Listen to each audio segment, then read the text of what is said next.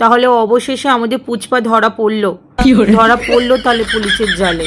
কত কিছু বলেছিল আমাদের অজয় পাল শর্মাকে, উনি যদি সিঙ্গম হয় আমি তাহলে পুচপা। मतलब वो अलग ही लेवल का बंदा था।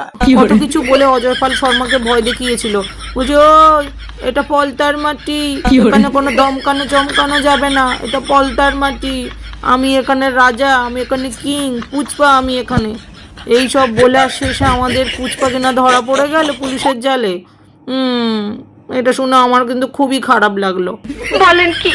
তবে ও যে অত বড় মাপের একটা হনু, মানে এক সময় তো রাজ করেছে ওখানে ফলতাতে, ওকে দেখলে কিন্তু একটুও মনে হয় না, পুরো ক্যাবলাকান্ত একটা মনে হয়, কথাই তো বলতে পারে না।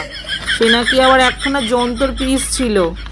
যাই হোক, আমাদের পুষ্পার জন্য আমাদের একটু দুঃখ পাওয়া উচিত। আমরা চলো একটু নীরবতা পালন করি, আমাদের পুচকে ধরা পড়েছে।